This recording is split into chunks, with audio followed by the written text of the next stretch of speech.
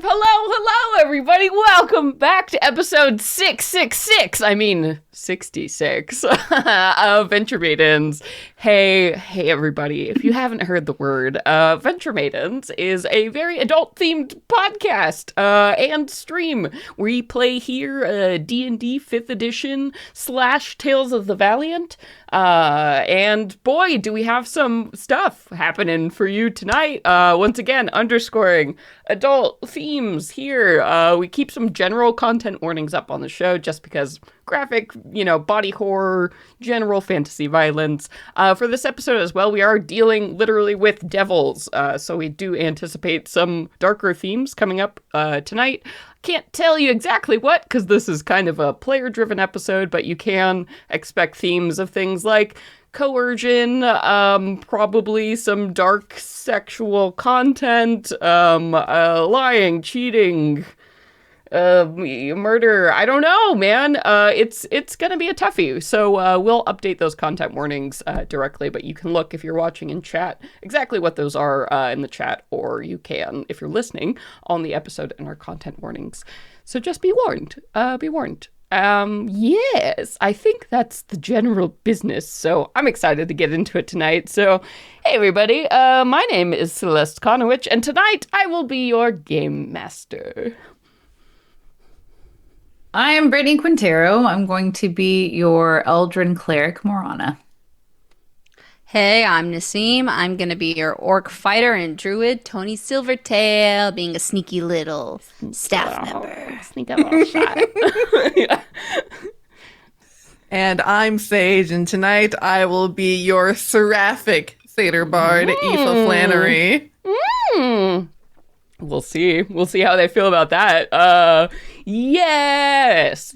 So we have mentioned, obviously, we are about to walk into a big ol' skill challenge that basically we gave some details about before, but real quick, we're spending a weekend at a chateau with a bunch of diabolists aligned with different lords of hell, and our darling Aoife basically needs to win them over the course of this in order to secure an invitation to the Museum of Souls. Another, super fun devil guy called the Curator is holding some Corellan soul hostage, and this is the way.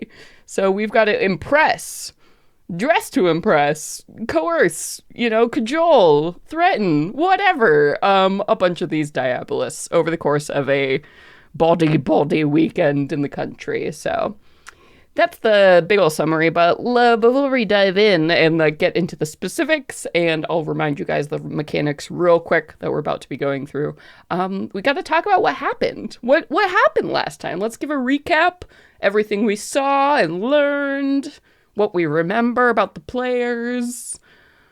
Go for it. Yeah, so we were making our preparations after we had returned from our 2 weeks that we had spent in Phelan. And so after that combat encounter, we came back to Cooper, started making our preparations for this long weekend that we'll be staying at this Eldrin socialite, Alara Bellhouse, who extended an invitation to Aoife to be like, welcome, I'm having a party at my house, and I would love for you to come, and, perhaps we might be able to do some other business while you're here. And so Aoife had basically sussed out that Alara is somehow aligned with, or is a representative of the demon, or not, excuse me, not the demon, the archdevil Mammon, who is the archdevil of just desire, like excess, greed, revelry, much. Yeah, yes. any kind of material, just, earthly delight the she wants to take glutton. Part in. Yes. And so in order to figure out what might be the appropriate sort of decorum to follow, Aoife spoke to, really finally had a conversation with Poe or Poenya to be like, all right, who are you? What's up? What do you know? What's your deal? And we learned some stuff. Yeah. Oh, yes. Aoife learned through violent, grisly memories that Poe is also an archdevil who has been trapped within this book, the Book of Black Fire. Not sure by who. That's a different story. But we do know that she is deemed the mother of the Erinyes and is the archdevil of, like, righteous wrath and punishment, and seeks to punish, like, horrific people, like abusers of all kinds, and to extract revenge against them on behalf of, like, the weak and the powerless. And it's truly the meek shall inherit the earth by the sword. Bloody sword. Retribution is the name and the game. Yes. And so knowing that, Aoife was like, oh, okay, all right, we understand each other a little bit more. Of all the devils that could be trapped in a book that I could be talking with, you're the one I would Pretty pick. good one. Pretty good pick. Yeah. And Aoife had relayed this to Tony and Marana, and they were like, oh, cool, righteous, sick. We like her. You. Very righteous. And then after that, we basically made our way towards the chateau, the villa, whatever we are calling it. And we've decided that Aoife and Marana both are attending as themselves. And I would be disguised as their essentially facialist for the weekend, their herbalist, taking care of their health and wellness, their beauty routines, all those things, so that I get kind of the backdoor access to the estate. Yep. We had a dinner, I think was the first thing that happened. We met up with your patron, the person who invited you, and got showed to our rooms and made our way down to dinner, where we got introduced essentially to the other guests of the event and learned a little bit about their standing and who they're representing at the dinner table. Yeah, this is probably a pretty good time to underline and talk about these 4 individuals that Aoife basically needs to impress, and that is going to be the whole task of this this episode. So who are these 4? Each of them aligned, a diabolist, aligned with one of the different archdevils. So who are they? What do we know about them? Shall we read in order of who is going to be interacting with? Everybody take a read. We did some notes, everyone. We're going to read you some notes. But yeah.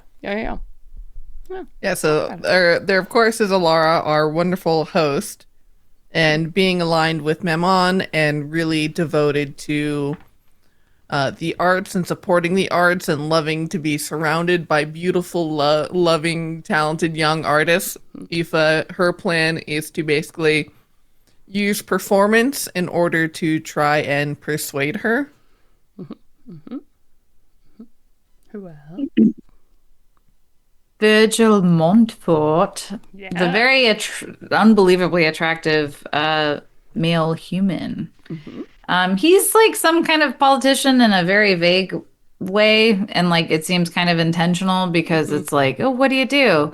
He's like, I work in import-export. Yeah, right? You're like, oh, one of those guys who's everywhere, but sort of nowhere, You're like, you know? Well, what do you sell? What do you... Anyway, he is a diabolist of Asmodeus.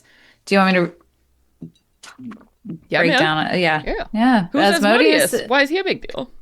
Asmodeus is kind of the king shit. He's considered the most powerful lord of hell, and even by archdevils, begrudgingly.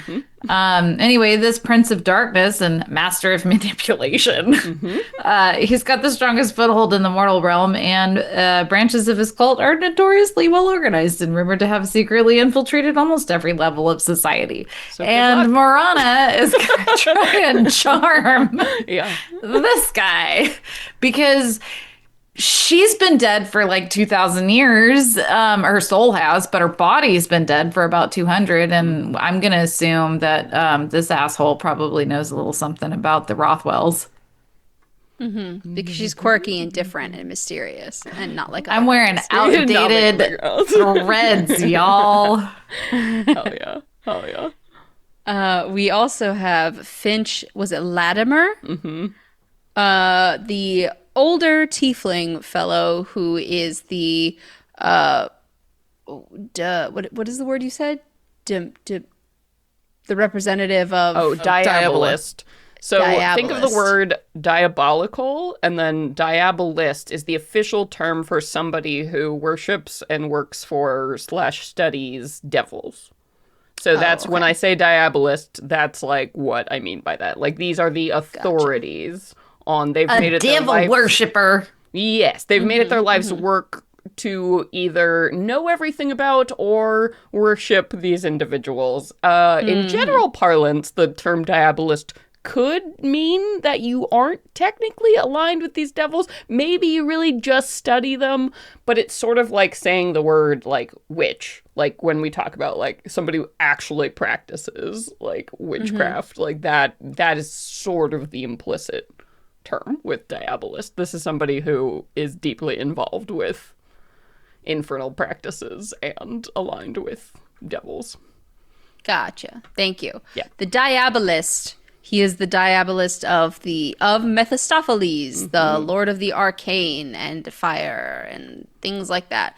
We didn't really have like a distinct assignment of who's going to be dealing with him, but we came to a relative plan that someone, probably Aoife, will grant him one of our cure-all potions to impress him. Just like, here's a cool fucking trinket you get add to your collection and study this. And We got this from the fountain of one of the Fey sovereigns. Like, holy Yeah. shit. And yeah, you know, that's a pretty sick opening move for somebody who's an unapologetic fucking I'm a wizard and I don't fucking care. Everyone loves Yeah. a swag bag. Who knows? yeah. Free stuff. Oh, you like arcane, do Oh, you? yeah. Here's some magical shit. Oh, you like magic? Oh, okay. Yeah. And then finally we have Calpurnia, the babe Eldrin woman, who is the Diabolist of Beelzebub, king of thieves and lord of lies. And we figured she'd be really impressed by some like real sneaky gameplay or gambling. We said I would like to try and like stir up some poker games in the backside and like the staff lounges and kitchens and get a big pot going, and hopefully that'll catch her ear and her attention, and she'll either want to sit in and watch or put some bets in, something like that. And maybe throw some cool things in the prize pot, which we haven't really determined what those prizes would be, but got some ideas. It's all on the table, baby. We're playing with devils. We're playing to win. Yeah. You know they like souls. That's the big money for devils. Yes. Good shit. Good shit, everybody. Great recap. Yes. So we basically met the players last time. We set the stage, and what this episode is going to be is a skill challenge.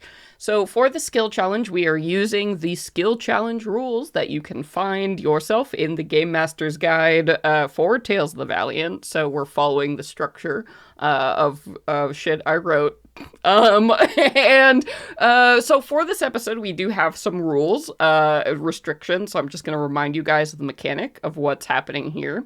So for skill challenges, they are technically encounter gameplay mode, which means that they are run by initiative. So the first thing we're going to do is roll initiative and determine what order we're each going to go in as we embark on the skill challenge.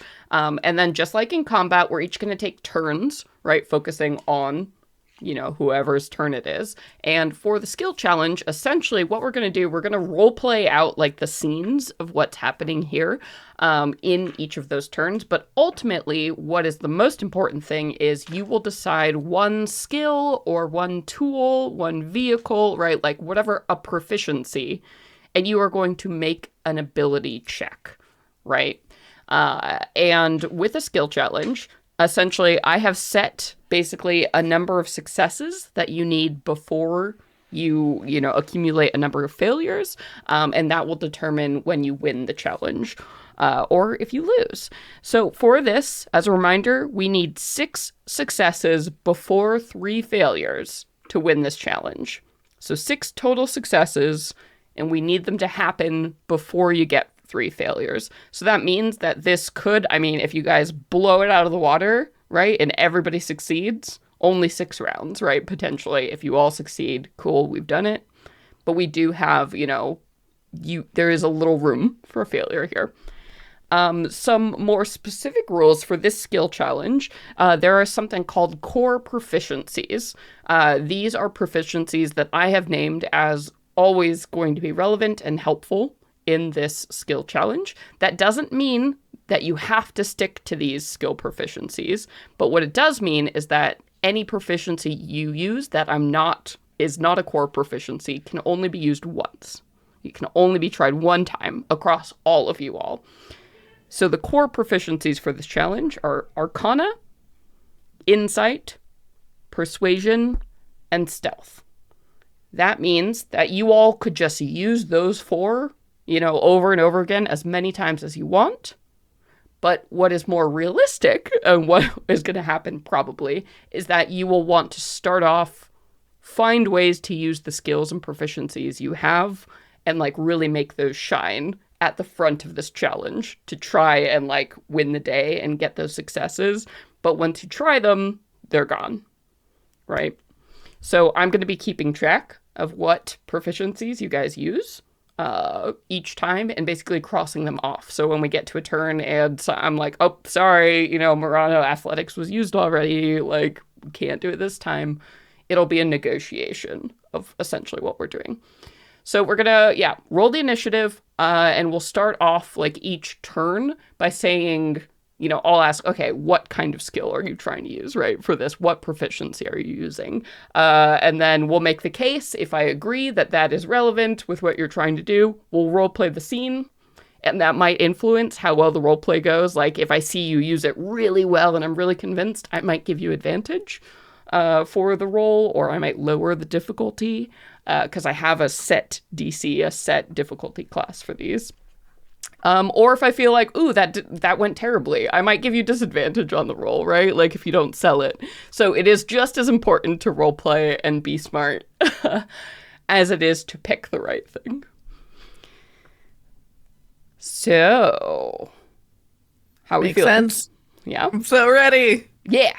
And as a reminder, the goal of a skill challenge, it's always important to keep this goal in mind, is to impress enough of these individuals that Aoife can get into their secret club meeting with the 4. So Aoife can be the 5th member. At some point, at the end of the weekend, these individuals are all going to meet up and do some secret, real talk on the, Diabolist level. You are convincing them that Aoife belongs there in that circle with them. So that always, every decision should be supporting that goal. And like I said before, too, these 4 individuals are very different. They have very different allegiances. The devils that they worship obviously have something to do with their personalities, what they want, their motivations. Some tactics are not going to work on some of them, but they might work on others. For some, flattery might work for a couple of them. Others might be super insulted and automatically reject any attempts at flattery, right? Same thing with, one might be impressed if you try to blackmail them, and another would be insulted, and that's just, game over, So that's part of the difficulty. And, of course, you all should talk and feel free to, help each other in these decisions and discourse over the time. It is, like combat, right? You can't all talk to each other and strategize what's going on. And this is a little bit more loose than that. So, yeah. That's it. Since this is taking place over the course of a few days, right? Yes. So, all right. So, even though this is one encounter, for my force of personality, it'll recharge at the end of the day, and I could use it potentially on the next round or something. Yes, yeah. And Okay. we are going to be a little bit, flexible with timing here, because typically an encounter, right, is real time, but what we've done is opened it up. It's over the course of the weekend. So that means also that people shouldn't feel oh, wait, well, am I doing this after dinner or whatever my time is? don't worry about it too much. We'll assume, in the event of things, we've had this dinner, right? We started that last time where we've met everybody and we know the players. We know immediately after this and where we're going to start the challenge is like a big masquerade ball. So after that, that's where we're starting. But whatever you decide to do on your turn could happen during the ball, the day after, like whatever stolen little moments you want to set up. We will talk about that for your turn and make sure that happens, right? So feel free to use the context of the exact moment or to fast forward time as suits your needs and purposes. Okay, we ready to roll some initiative? Oh, yeah. Yoo-hoo. You doing good, Brittany? I see the little pufferfish hands. I don't know. It's literally hot in here. Oh, yeah. Also, I get really overwhelmed with like game instructions. Like, do not try to fucking teach me poker. Oh no, I have no idea how to play poker. At this point, I fucking refuse. But this, as long as everybody's cool with like maybe reminding me this thing or that, I think I'm overthinking it a little bit. Okay. But I have my backup sheet of explanation. Yeah, don't worry. I'm sure, you all will get into the rhythm of what's happening very quickly. Yeah.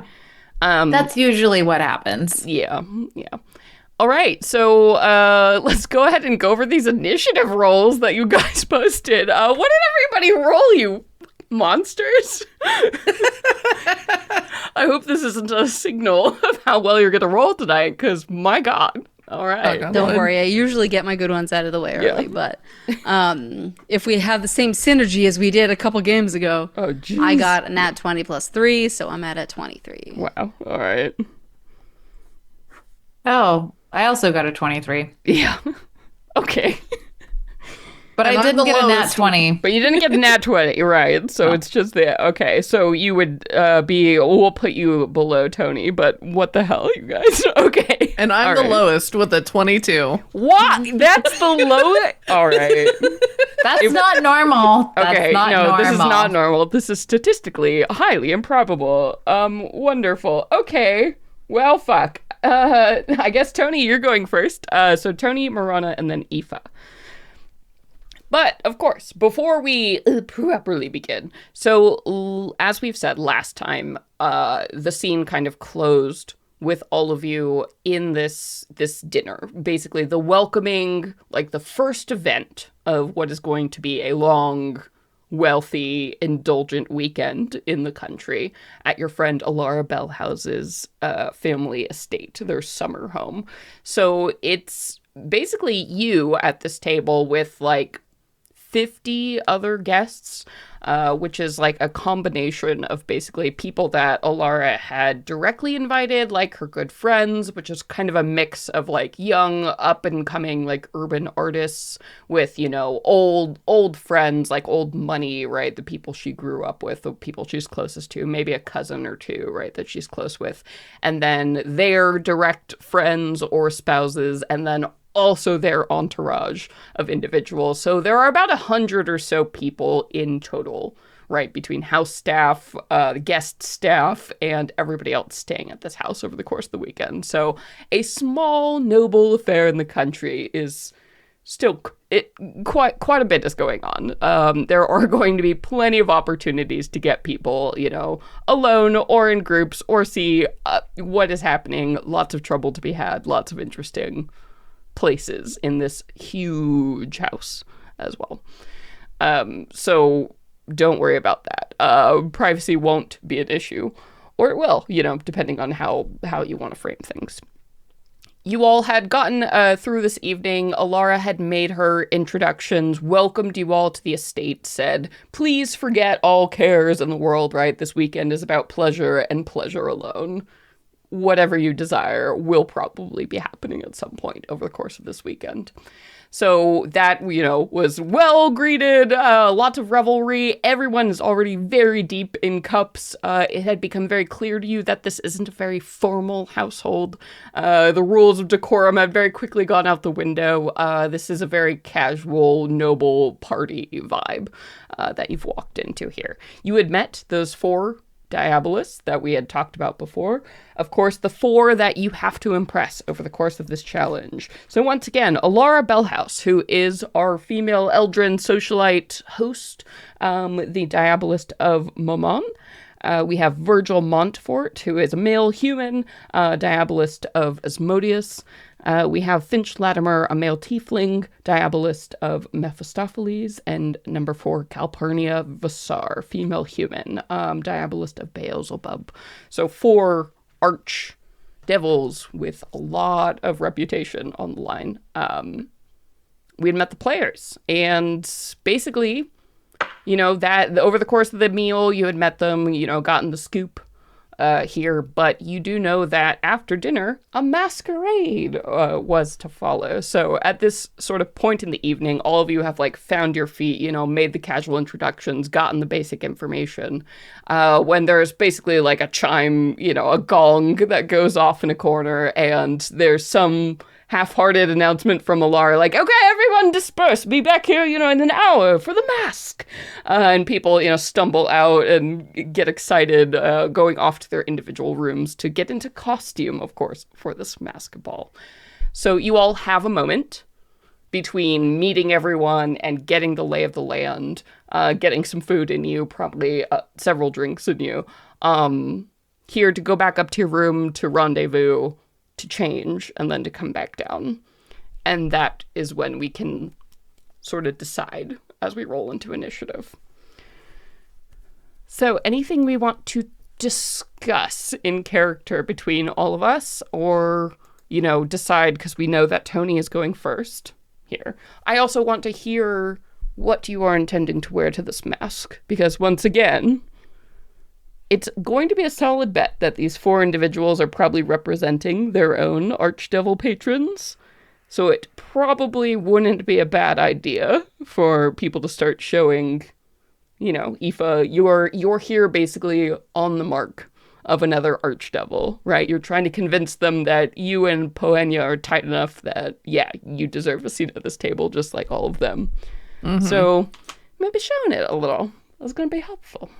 And we had discussed that Poe's colors are blood red, shades of blue, from that bright cerulean down to that deep, deep indigo, and then whites and gold. So that's definitely going to be reflected in Aoife's outfit.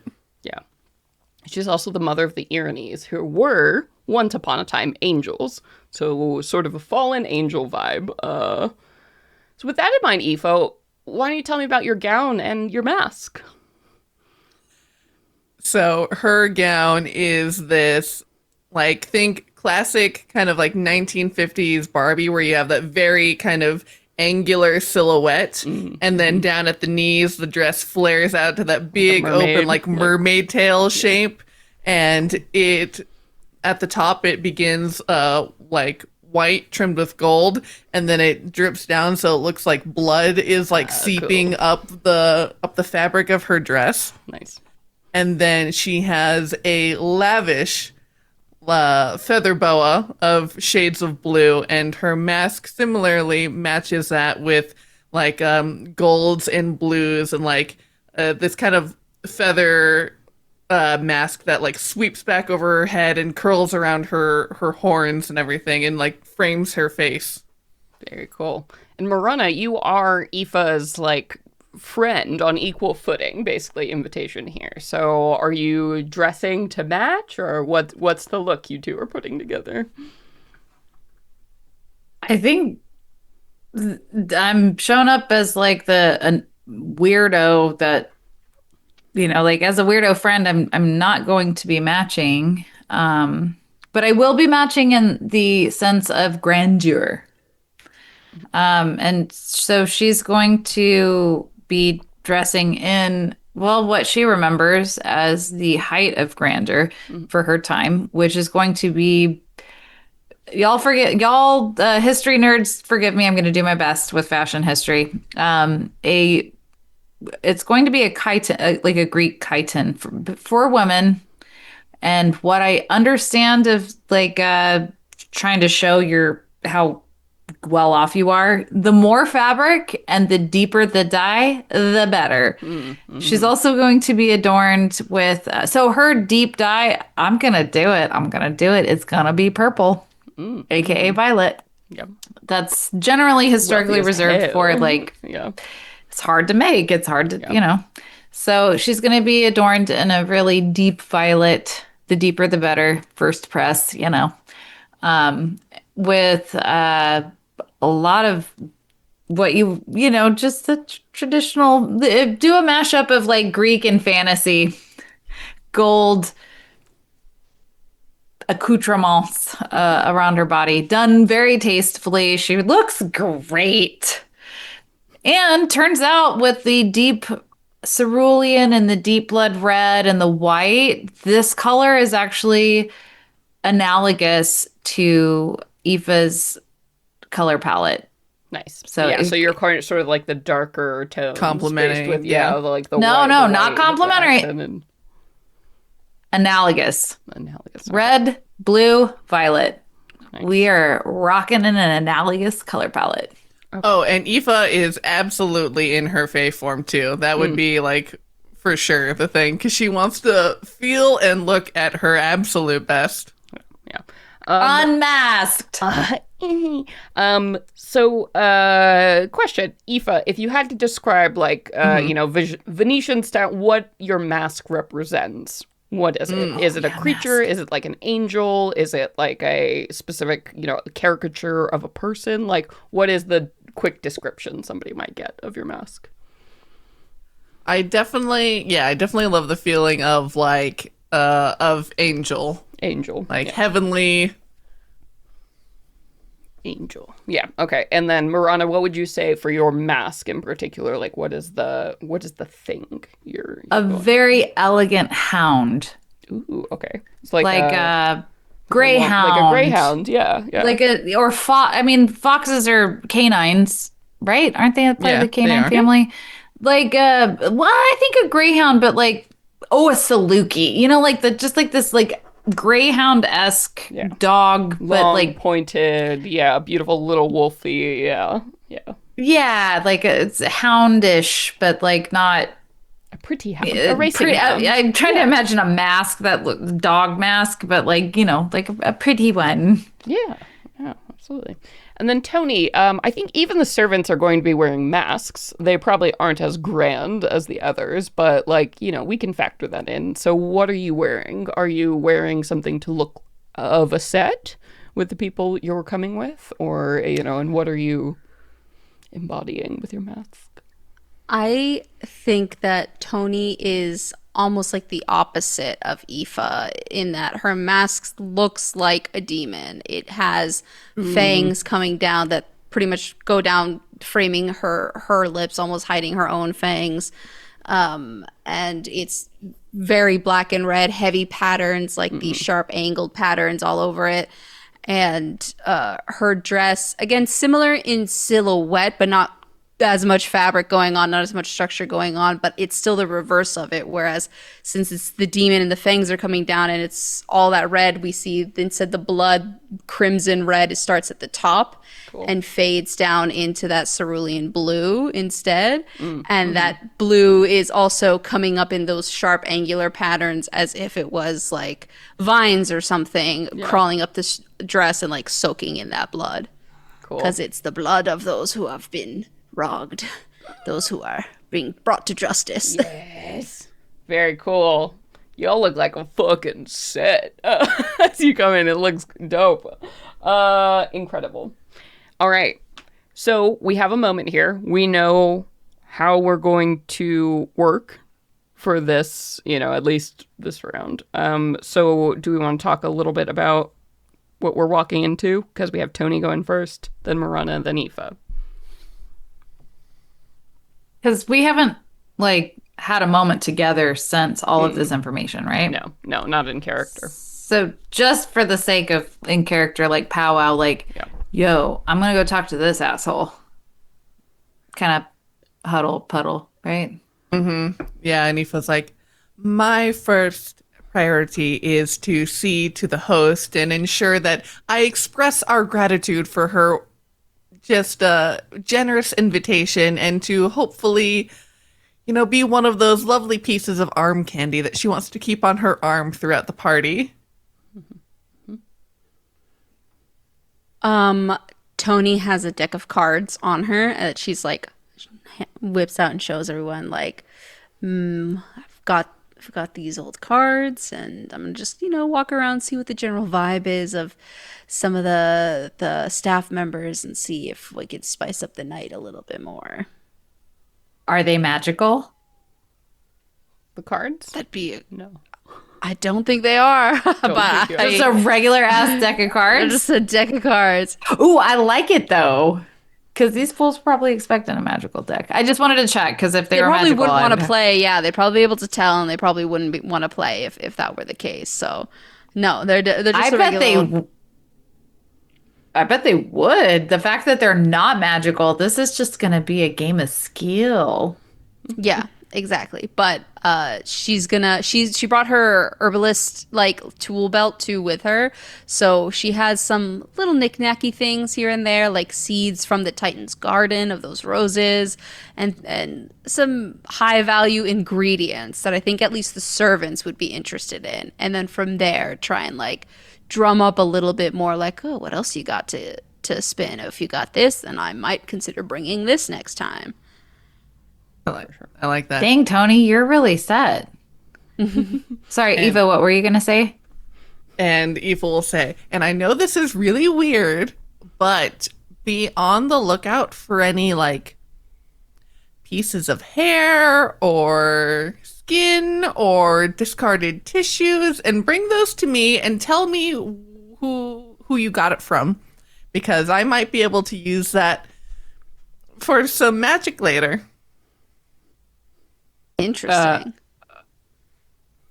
Marana's like That's thinking of like individual strands of hair or like microscopic skin flakes. She's like, okay, I will do my best. If I come across any of that. And also, Ye old did DNA you guys sources? Yeah, we're talking Gattaca here.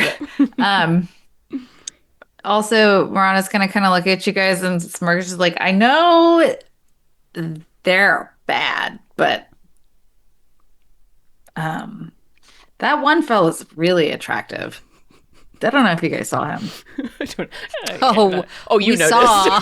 Oh, everyone noticed. We saw him. I mean, I know he's bad. He's bad, but like, I definitely want to talk to him. I mean, I just think, it'd be kind of nice to like talk to him a little bit. Yeah. Like, like not for serious. Obviously, he's horrible. Yeah. I'm not trying to, And but also Virgil, it's kind of fun to flirt. Yeah, Virgil, who I think all of you don't need any kind of checks to notice this. He's also not like objectively just like a really attractive or handsome person. There's something about Charisma. him, right? Like it's disarming. He's not like if you lined him up with all the most handsome individuals you could imagine in your mind. It's not like he would stand out there, but there's something about him, just the uncaring, like don't need to impress you at all. Just He's got aura. yeah, that total He's got like, comfort aura. in one's skin. Look, Like, I'm into it. You whoa. see me like imagining, I've got like Pedro Pascal and fucking Javier Bardem, who are all pretty very good, obviously yeah. attractive, Yeah. but they're unconventionally attractive. Yeah, they're not just like, oh my god, like muscle boy. But they right? are- Yeah, it's just like, whoa, like a little lanky, a little like, reserved, but it's just like draws Hella you in. aura. Yeah. Hella aura. Yeah, you're like, there's something going on in there, and I want to know what that is. They make conventional behind those attraction dark look eyes. boring. Get in there. Yeah, tall, dark, handsome. Brooding. Oh my god. Anyway, Marana's having her moment because I'm dear. sorry, I'm Brittany. I have to do this when we play with attractive characters. Oh, I know. We'll never shame finding love in the club, you know. Like, I fucking love it. It's my fantasy, okay? Yeah. It is a game. I mean, imagine Virgil's hot as fuck to Marana in Brittany's world. And so she's going to be like, Yeah, I want to Aoife talk will- to him. Evil take a fan out of her bag and snap it very loudly and coyly hide her face behind it. Just, Here for it. I don't know what the Greek version of that is, like a palm leaf. I don't know. Yeah. Hide your smile behind your pomegranate. Oh, Oh my. I intentionally chose not to pick pomegranate colors because I respect Persephone. There you go. There you go. All right. We ready to roll out? Let's do it. Oh, yeah. Okay. Y'all look fine as you step out of your hall dressed to the nines, and you can see around you, other groups of these individuals who, weren't cool enough to, like, you all got their names and details and personal, right? Because you're not really here for them, but they're here to show up, right? As these, like, various noble parties and their guests, like, all coming down, and you're seeing immediately all kinds of themes, right, happening, like, oh, like, this one has, like, a, enchanted forest sort of theme, and then this one, they're all birds, right, led by this, like, peacock, like, in number as they're going along here, as well as mythical things, so, like, all fae, right, which is sort of funny to see, but of course Eldrin, like, would want to do that, right? But you're like, well, that's not really how it all, whatever.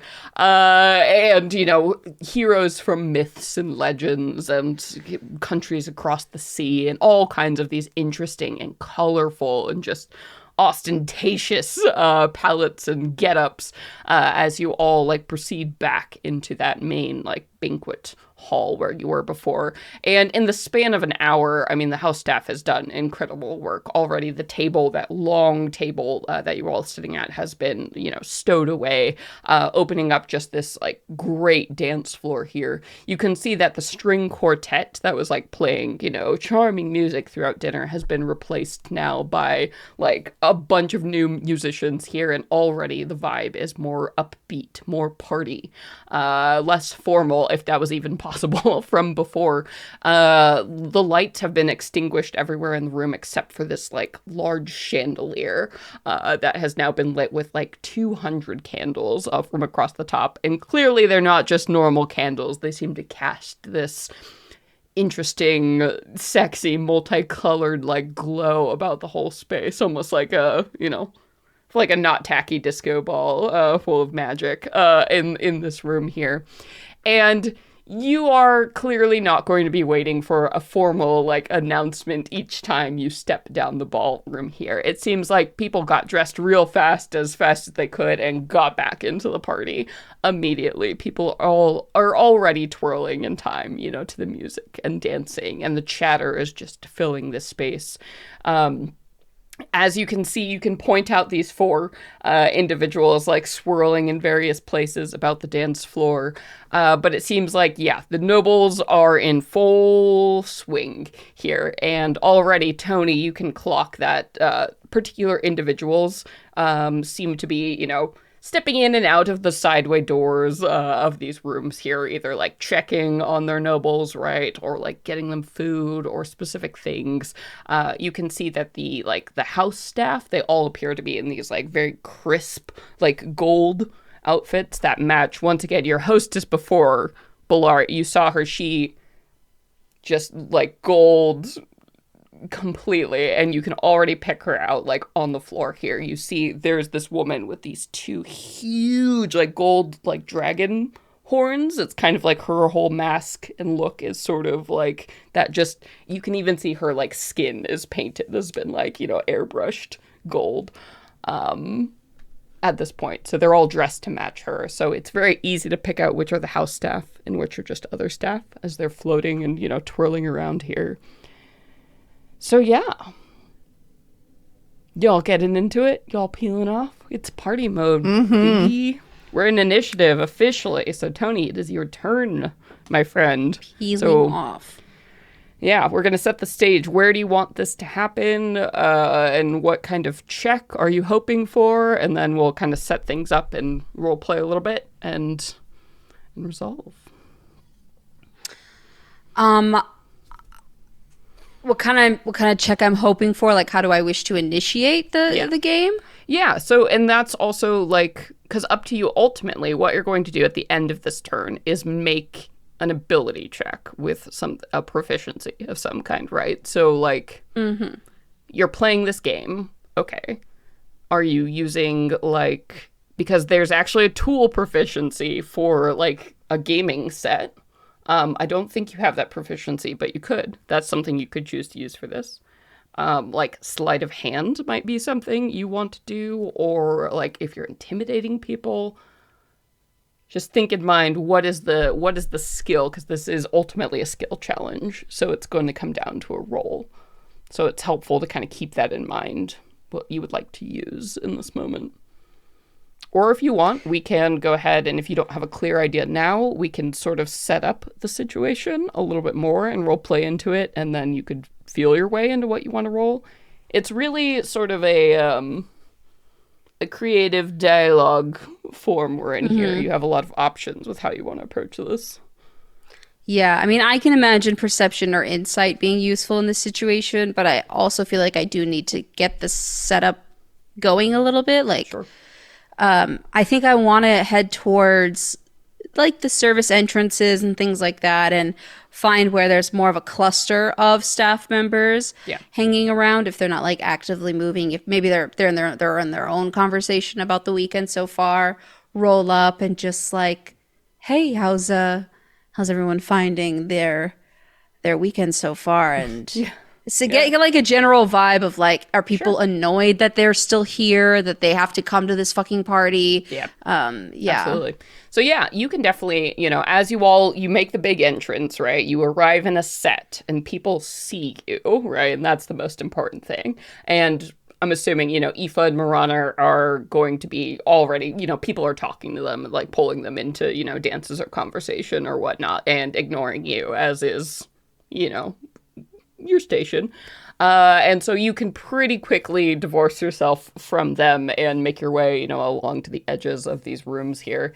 And you see it seems like there are kind of two main like entrance exits that like the wait staff are coming out of. It seems like a lot of people in the gold uniforms, so the house staff, seem to be going in and out one door a lot with like drinks and food. You would assume that probably leads to like the kitchen kind of area, so more of like the staff that is particular to Alara. And then it does seem like a lot of the other kind of servants or people like hanging around, sort of in like less impressive outfits and masks like yours, so you can assume the guest wait staff are sort of hovering around this other entrance. And you can quickly sort of make your way over there, and it looks like there has been like sort of an off dining room, like staging lounge area with like a really nice like open set of double doors that leads out onto a balcony. And immediately you can see there are like clusters of these people like hanging around, draped across furniture, gossiping, looking up every once in a while as the door opens and closes to make sure their nobles are still okay. People like smoking, on the balcony, just having a pretty good time themselves. It seems like things are getting pretty saucy in this room as well. Of like the wait staff, griping and like gossiping, and it seems like a lot of them know each other. So you're kind of walking in as sort of a new figure here. So it might be like, once again, if Alora hangs out with these same people, usually they get invited to the same parties. So the staff also sort of has that inroad with each other. Yeah. Well, Tony will walk up and she has the deck straight up in her hand and is like, doing a real casual little like flicking shuffle, like throwing the deck from one hand to the other as she walks up, like steadily sauntering over, and is like, well, I don't know, I guess I just expected a little bit more debauchery on a night like this, given the guest list. And like some like a woman like coughs and looks at you, and she's like, "Oh, darling, don't you worry. The night is young. I haven't seen you around here before. You new to these sort of."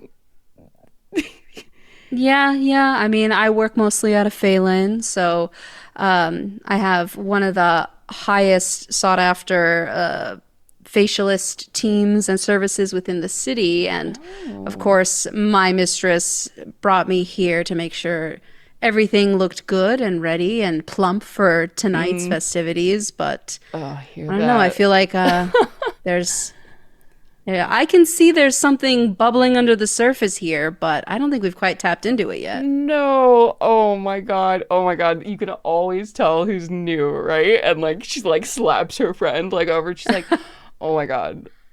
These parties are ridiculous." Yeah, we haven't even scratched the surface. So I hope you got some good sleep last night cuz they go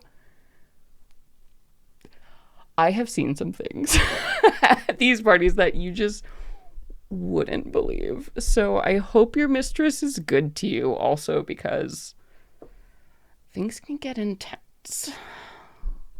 Oh, can you tell me a little bit more about that? Are we invited to some of these events Oh my or God, some people are required. Like that's their whole and like a bunch of other like, she's like making the we're about to spill some tea face, right? And some other like servants kind of cluster in like so yeah, I mean who do you work for?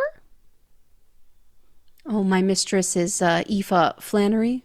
Aoife, do you know? And the people are like, no. So pretty new to Phelan then, right? Oh, yeah. Well, she's I don't know. Where did she come from originally? The Valley of Yolanthanol. The Valley of Yolanthanol. That is From the valley? Here? yes, but she's making her way through Phelan with quite a big impression. She's has one of the brightest minds in fashion right now, and has made quick favor with the host of the weekend. Yeah, yeah, it sounds exactly like what Alara does. And also, okay, if you're going to be around for a while and you're going to start coming to these parties, it is just important to keep in mind, like, while it starts as fun and games, sometimes it can get,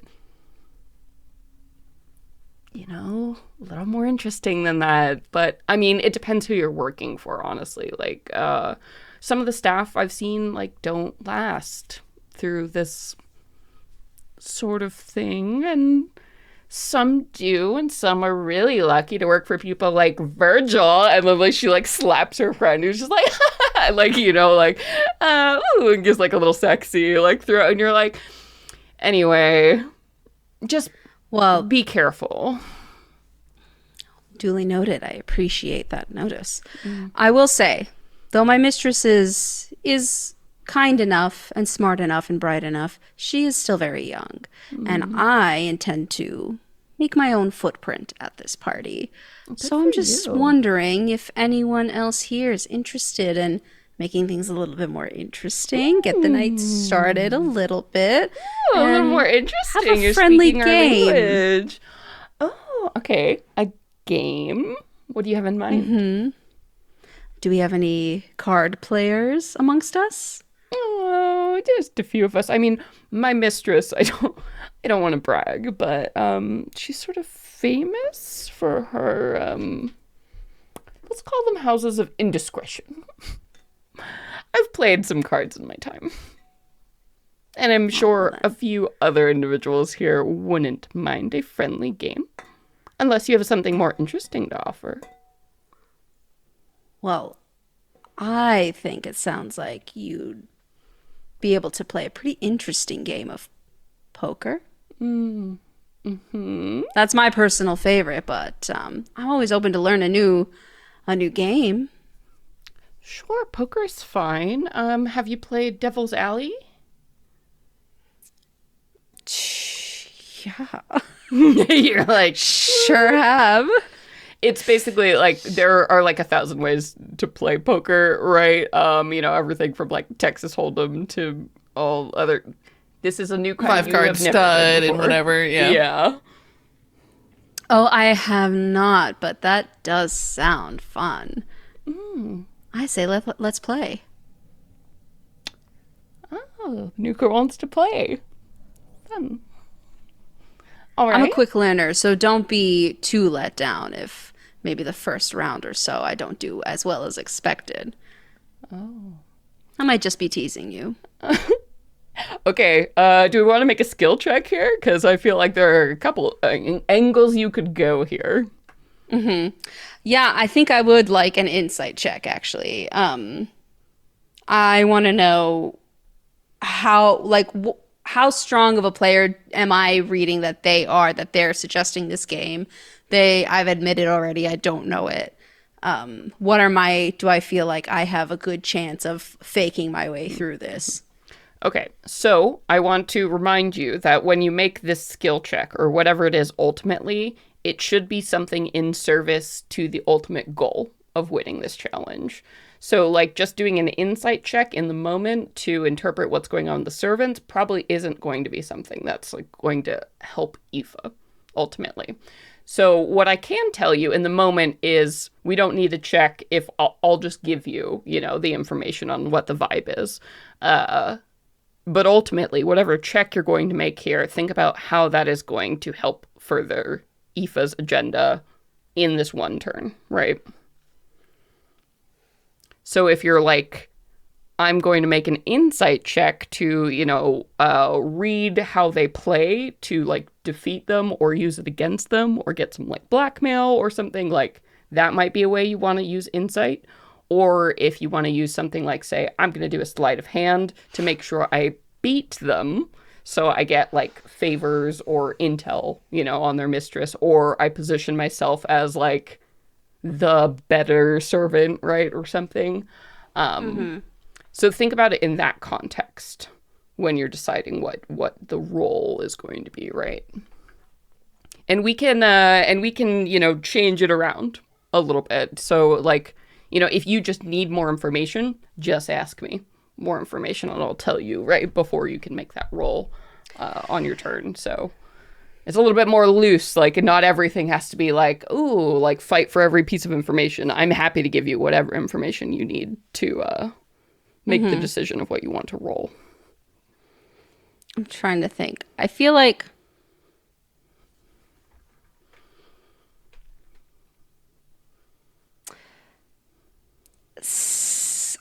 how about survival? With, like, the intention is definitely to win, to pick up the strategy of the game as quickly as possible, and pick up the strategy and use it to gain a little bit more respect and footing, to get a little bit more of their trust, as, like, loosen their lips a little bit, gain that information through winning the game. Okay, so I think I can see the case for insight being that role, but survival specifically is about, like, wilderness skills. Right? So survival is going to be about tracking, building fires. I'm trying to save the insight for Brittany now. But because I don't have... So, no, because insight is a core proficiency for the skill challenge. So you don't have to save it. You could do insight, and then Marana could do insight. Oh, okay. Then everything I just said for insight. Just open the chat, dude. Open the chat. Yeah, look in the Zoom chat. So, yes, so insight is something you all can use multiple times. But remember my warning, if you start spamming things over and over again, me, GM, might get grumpy, and also your guests might be like, why are these people just asking so many questions of us over and over again, right? And it might make your life harder. So... Yeah. No, I think to start, I'll go for insight. Okay. So, rephrase your goal for me. I get why you're using insight, but what is it that you are getting with insight, potentially, that is going to directly help Aoife? Phrase it like that for me. How to create a more interesting game that will gain, what's her name? Calpurnia's attention. Like, what would she be impressed by in a game like this? Would she be interested in playing, or how would I get her attention? So how about you're using insight to, like, master and win the game to get her attention, right? Like, that would be a good phrase, right? You are doing this to specifically attract Calpurnia's attention. Yes? Yes. You agree on that? Yes. Okay. I agree. All right. Yeah, so you begin to play, and you've positioned yourself very well in this, like, the card shark literally is like, oh, I don't know, like if I'm, a good gentiloni, whatever. So they're like, okay, fresh blood. And you draw them in as you're going ahead, and you're watching them as play is progressing, and they're starting to reveal, as game players do, a lot of yourself is in your game. And as they get more and more comfortable with you, we'll see. But we've got to make a check now, so here we go. First one, make that insight check, baby. How we do? What? Fucking hell. 22? Oh my god. All right. If this is the way this is going to roll tonight, then holy shit. Okay. All right. So you play many series of cards with these individuals. And I imagine, this is punctuated by, it's one of those things, like you start out a few friendly hands, right? And then you just keep happen to winning, right? And you notice who that pisses off and who it doesn't, right? And you're able to use that through the night to kind of like coerce these same people into playing. And it's one of those things where back and forth, like, okay, well, I gotta go, attend to my mistress. And then they come back. And over the course of time, you begin to learn a lot about which of these servants do not enjoy their mistress in particular. And the people who are gravitating towards you are very much Calpurnia's people. The fact that somebody new is coming in here and disrupting their game and winning, that is not something they like. And tongues loosen as they drink. They get upset, right? And you begin to hear a lot about Calpurnia. And you realize her servant, her staff, they are not nearly as loyal or as tight-lipped as they probably should be. And that's a card that you win over the course of many hands in the night. And you definitely end up walking away with the feeling that you've won some status amongst these servants and these people in particular. Most of all, favor from everybody who aren't Calpurnia's servants, because you get the feeling that they draw other people into these kind of games, and everyone else has lost quite a lot of money or other things to them. Put them in their fucking place. Yes, exactly. So a good old success to start the night. But I think that is safe to assume that is what you were spending the most of the mask doing. Back and forth in between your necessary duties and everything. But it's a long night of cards that you get a lot of choice information, and you gain a lot of favor with everyone else's servants in particular. Very good. Starting things off well. I think at this point, yeah. Nice. So one success on the table. We only need 5 more. No worries, kids. So moving right along, up next in order, we have Marana. So talk to me a little bit about setting this up. What is happening? So essentially, Tony, goes off very early. I think you and Aoife both get pulled into just immediately, people want to talk to you. People want to dance with you. People want to know, like... I am making eyes. Little glances. I had time to look at myself in the mirror in this new body. And I'm like, not bad.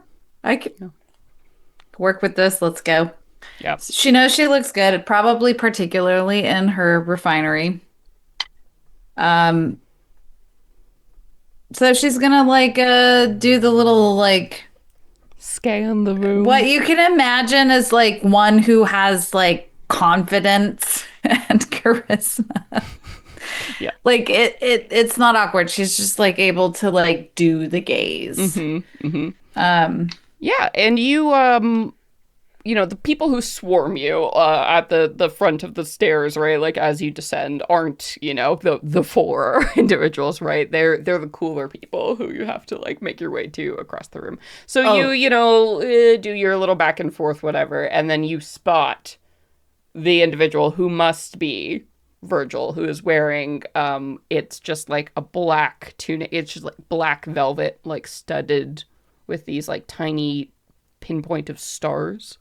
I do love velvet. Also black velvet. Okay. Yeah. And his mask seems to be You're not entirely sure what it is. You get like a Fey sort of Lord vibe from it, but something, it's almost like a galaxy. Like there's something like a spinning like motion to it. It's very subtle It and beautiful and moves? abstract. His mask moves? No, it's just the way it's sculpted. It's almost like I like a see. nebula, like built into like a swirling galaxy, like built in the mask of just like supreme, like just darkness. Though it's like a mask of, you know, a cosmic galaxy, some kind of Fey Lord. Sorry. Morana's like, oh, that's lovely. Brittany's like, oh, so this fool goes to Burning Man. Whatever. Well, I mean, you're That's at cool. a mask, so everyone here looks like they go to Burning Man. To be fair, Sure. Sorry. it's very theatrical. No, here's the thing. I have to do this for myself if I'm going to flirt with like, if I'm going to role play flirt, I have to also hate the character. Yeah, sure. So I can do this effectively. Morana's also like knows that he's bad, so she's also like, ooh, this is going to be fun. Yeah, That's you see her him, vibe he's like right now. leaning casually, you know, against like a pillar drinking something, and he's got, you know, a bunch of other course he people, is. especially several very attractive women who are like Oh, of desperately trying to course. talk to him, like in his And he's and perfectly he's looking aloof. at you. Oh, okay. It through his As you make swirling eyes. mask. Yeah. So I'm gonna explain what I would like to do. Sure. So that I'm probably not gonna role play it that great because I don't know. Brittany doesn't know how to do this, but Marana does. She's gonna be perfectly coy, perfectly hard to get. So that's what my goal is. But also delightfully engaging. I don't know how to do that. So please bear with me while I role play this. Yeah. Okay. Yeah. So you're making your way across. So you've made eyes. He knows. I'm not making my way. I am going to stand my ground and I'm going to beckon to him by making that like hardcore eye contact. And then I'm going to just turn. Sure. While he is beset by these hot ladies, I'm going to do the, if you want to talk to me, you got to come to my corner. Always staying within his eyesight, basically. Yeah, but I'm going to go like recede into what's obviously a quiet little nook. Yeah. So I And think I'm going to make damn sure my drink is full and I'm going to just sit and admire the scenery. Sure. What are you drinking? I'm probably drinking like an electrolyte filled pickleback. No, because that makes your breath stink. Oh my God, she's yeah. Oh God, you know Wine what? is always a Like, good choice. no, she's gonna go with a vodka soda kind of thing, like fantasy version of that, so that it's like very light and very hydrating, minus the small amount of alcohol that's in it. Yep. And it's got cardamom, so her breath doesn't stink. Nice. It's got a little Christmas vibe. I always think Yeah, just cardamom to, like- Christmas. Yeah. Just to minimize, like, you know, she wants to be really enticing. Sure. Yeah, and I think this is probably an interesting thing because, you know, even while Brittany might not know how to do this, or even Marana, it's almost like something in you awakens, like, you know how to do this. Some noble part of you knows how to play this game, right? Over the course of the night. And, you know, you spend maybe up to an hour or so, like, you drift, you know, you talk to other people, it's polite, whatever, like, you know, you're maintaining that connection, but not really like, I'm not here for you, right? Like, the game of, I'm at this party and we both know that we've acknowledged each other, but I'm not here for you. Listen. Like, it's just, you bounce around, right? And eventually I'm find 2,000 years yourself- old, you yeah, like, tool. I've done this. I am Hades chosen. Who the fuck are you? This game. Whatever. Right. And you make your way eventually to, you can see, like, towards, like, later into the night, things are getting, sweaty, let's say. The dancing has become um intense, and the music is just amping up and the drinks are flowing. Somebody at some point opens like the balcony doors, and there are these two like very, very like Venetian romantic sort of like, marble balconies that like look down over the gardens here. And you make your way, just like the sheer heat of the room, like the windows are starting to mist up right at this point, like just the motion and the activity going in. So you excuse yourself for a moment, like to get some fresh air. And there are Wait, people I was just, dancing? I think, you casually move, like, I'm assuming you're like drifting through the party, right? Like not really dancing with anyone, not really having a deep conversation with anyone, just doing the aristocratic.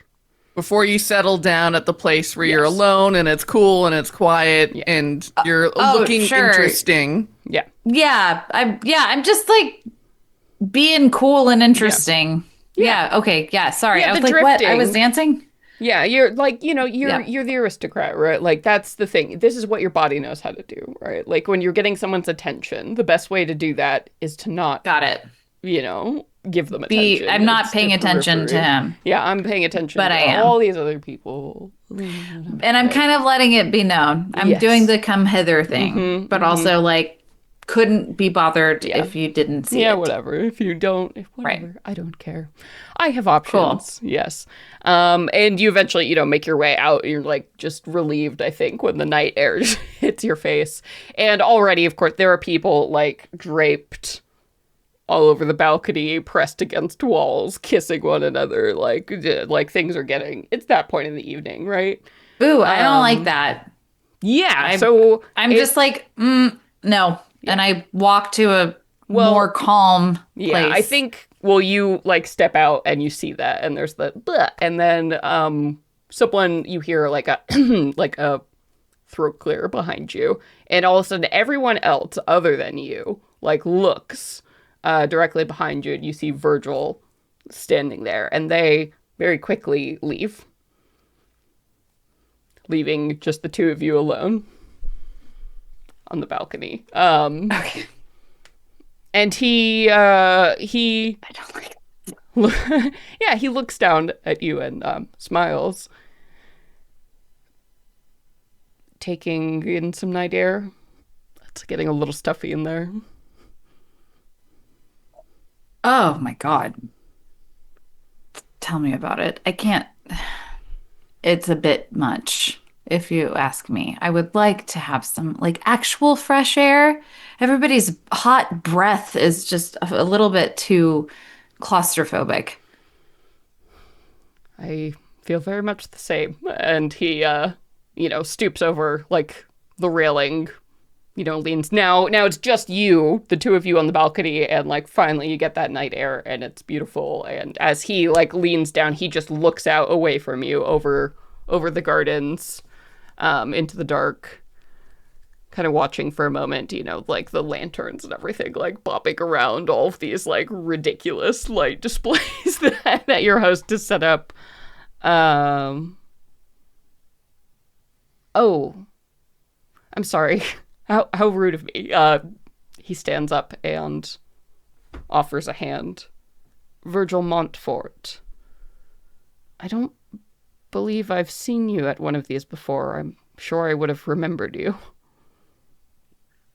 Oh, it's nice to meet. It's nice to meet you. I just woke up from being dead for 2,000 years.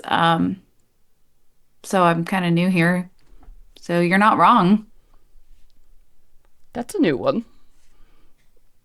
Woke up from being dead here, and the first thing you did was come to one of these parties. Well, I'm still kind of figuring things out. I met some friends and I'm going along with the ride, as I guess y'all say. I don't know. That's new for me. I can respect that. May I ask, what is your name? Morana. It's nice to meet you, Virgil. Nice to meet you as well. I'm still learning my last name. and this might sound a little crazy. She's going to be honest, by the way. This might sound a little crazy, but you'll have to bear with me. I think this body that I am occupying might have the last name Rothwell. So if I can give you a proper introduction, I would say currently I am Rothwell. She kind of remembers a little bit of etiquette and like you need that, like you need the family name. So that's her doing her sincere best to like be charming. Rothwells. I haven't heard that name in a long time. Do you mind me asking what brought you here? You have me terribly curious. You just woke up and claimed this ancient name, and how did you come Well, I to be didn't here? claim it. It's just what I arrived with. Oh, absolutely. I meant no offense. I'm. Oh, none taken. Just You are clarification. so interesting. Please tell me She's more. gonna do the dumb thing where she's like, "Oh, gee." And you're getting like a full genuine. This guy's like, whoa, Ooh. you dropped some like. He's like, please. Yeah, like, So she's gonna sense a little bit like she's out of her depth, but she's also gonna be like, "Well, I feel like this would be an unfair game if perhaps I didn't. Maybe let's take turns a little bit. I gave you quite a bit of information. I think it might be your time." And she's like really trying to be. I think she's like sensing the moment. So I would like to imagine she's being like perfectly charming. Yeah. Yeah, I think he's reading that. Yeah, type. He's like, all right, fair enough. Like, oh, it's your turn. A question stud. for a I don't know. question, I don't know then. how to do this. A question for a question. That seems fair to me. All right. Well, you know my questions, but if we don't, I suppose I should start first. What do you want to know? I'm an open book. Well, as I said, I am new to this era. I did say I was just woken up in this body. Um, Maybe tell me a little bit about what are you doing here? Well, as I said, my name is Virgil Montfort, and Montfort shouldn't mean anything to you. I don't come from noble blood or parentage or patronage. Oh, darling, even if you did, I still don't know all of the family names here. Like, I literally just woke up like a couple weeks ago. I have to say, I find that quite refreshing. My father was a merchant. My mother was a merchant. We came from across the seas and managed to eke out a living here in Phelan, and I've carved out a little, I suppose, title for myself, a little land, enough money to employ my people and keep them comfortable. And that is my whole goal here. How I met Alora, I was actually working one of her events. The individuals there, it was a gallery piece. They needed some industrial work moving these heavy metal sculptures, and we helped facilitate that, and we met and became fast, well, acquaintances. I don't think Eldrin nobility really do May I friendships. interrupt? Yeah, of course. So I have observed what Alora seems to be fascinated with. It's a bit, for lack of a better term, artsy fartsy. But you were employed to move. So it sounds like you're a little bit more industrial, Yes. a little bit more craftsmanshipy. And she's like really getting, like, she's also sincerely interested because she's like, a blue collar worker. Well, I'll remind you before you ask that, you owe me an answer first. Ooh, okay. Ooh, okay. All right. Celeste, real quick, checking in. Yep. Morana's starting to sincerely enjoy herself with this individual. Would now be a good time for an insight. Well, this is where I would like to use an insight check with this individual, but I feel like maybe I don't know. I feel like I don't want to metagame, but That's okay. And you can also talk to each other as well. So, like, metagaming isn't really a thing. You guys are in an encounter and trying to reach a goal. So you can talk to each other or, like, use the mechanics as you will. I will remind you that my if goal you're is going to do figure it, out. Yeah. Oh, no, no, no. I interrupted you. I'm sorry. So it's just the same thing as before, like with Nassim and Tony. An insight check to figure out what this dude is about might probably doesn't fit the need of like Okay. the skill challenge, right? So remember again, Cool. what are you doing actively? What are you getting from him that is going to serve the ultimate goal, which is furthering Aoife's position?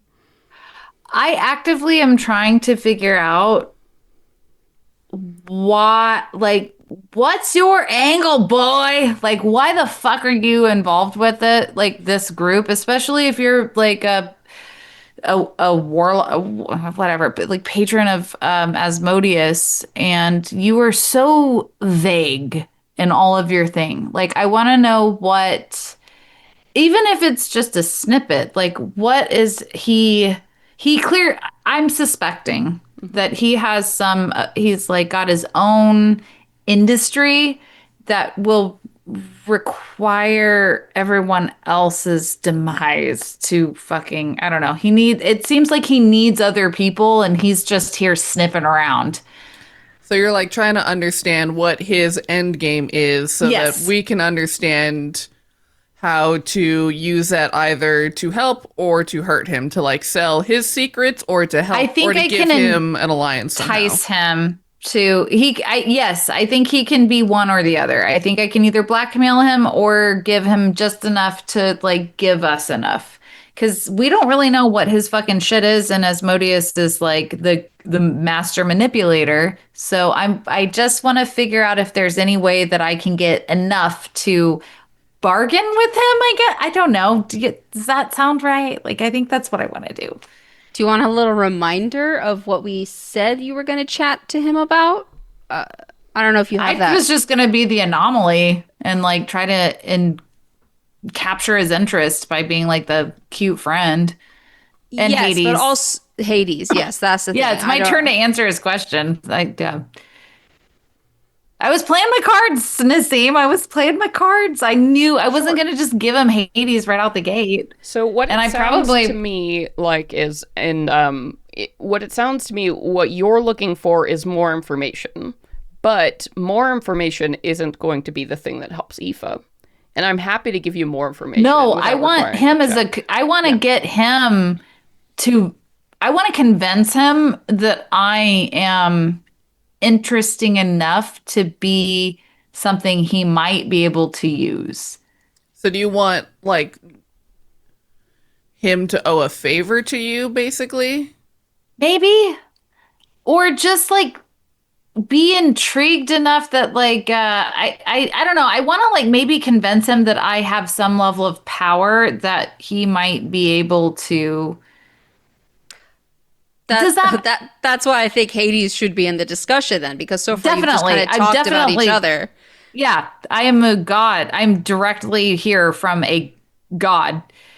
But I'm not gonna like. I'm still playing around with that. But basically, I'm trying to play up this thing. Like, I'm a powerful entity, and It you sounds seem like you're trying to persuade or deceive him into believing that you have something that he wants to buy.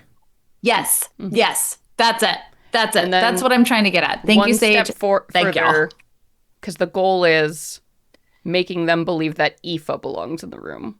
So how we need to think Oh, about if you're offering something, how does that help Aoife's status? I'm deeply loyal to Aoife. Okay.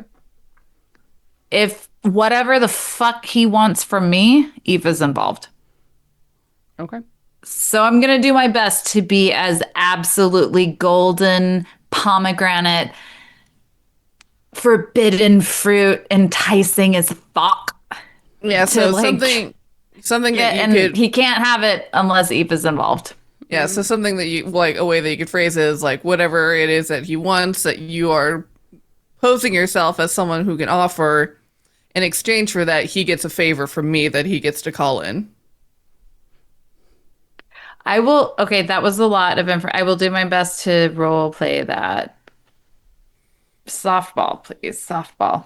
Because you are only valuable, like, you might be very valuable, and you are objectively, like, you have this connection to Hades and stuff, but you need him to believe that your power is somehow under Aoife's control, right? Like, because if Aoife is controlling or has you, who are a god of Hades, like, are you, and you're her, like, BFF or servant, or, like, Aoife, like, controls you or whatever, and, like, you have this awesome shit, like, oh man, in his eyes, he'll be like, wow, this Aoife chick has you, and like you are a god of Hades, right? So you're walking a tough line. Me just being like deeply loyal to this person isn't enough. No, we have to trade in some kind of currency. So Because, he wants something from you. You need to get something from him. I see. Oof. And it all. I'm gonna remember make the up goal. Yeah, in I'm gonna service. make up this story that I was to Aoife. brutally raped and murdered by my ex-husband in my 2,000-year-old soul's life. Because honestly, she doesn't remember how she died. Yeah. But she's just gonna make this up on the spot. And because I'll real quick, is Aoife, oh, you are wearing Puenya's Oh yeah. sigil. Yeah, So yeah. that's my thing, is And like, you've been told that I these follow- four will psychically basically see that mark, right? Even if Aoife isn't Yes. like that, it's something there. Like Okay. that Poenya has said, yes, you wear my mark, and other Diabolists can somehow see that. You're not sure how that works. okay, but I yeah. know what I'm gonna do. Okay. I know what I'm gonna do. Yeah. So is it my turn? He's gonna ask a question, right? Yep. Yeah. He's like, All right, no, cool. but you owe me an answer. Yeah. Okay. What's the question? I mean, you've introduced so many interesting things, but I suppose what has brought you here? Okay, so here's here's it. She's going to pause and she's going to be perfectly still. I'm going to also use very subtle thaumaturgy. And as she like slowly like turns to him and meets his gaze, and I mean, I want it barely imperceptible because I'm sure he's a magic user. She just wants a little flare up in her golden eyes, like a little shing kind of thing, like really to hone this point, like underline it. And then she's going to eloquently describe a horrific experience that she had. And you also a very subtle thaumaturgy to kind of like give that like echoey sensation to like the story. And I if you may like allow me to like really finesse the fuck out of it to like give that cinematic effect as she's describing a horrible traumatic experience that she had in her soul's existence, and she's going to express like she's not going to give her entire story about Hades, but she is going to express that she did end up in the river Styx or on the go through the fucking underworld situation, and she's not going to be direct with how she got back. She's going to kind of insinuate that the revenge desire to that experience has brought her back. Vaguely. And that when she did wake up, and here's where the truth happens. Eva and Tony were there to help her. And as she got conscious in this mortal plane, Aoife shared these things, and then that's where she's going to start to make up like Aoife is the chosen of Poenia, and my heart is full of revenge, and my soul will not rest until that revenge has been rectified. Cool. All right. Sounds to me like a deception check is the play. Yes.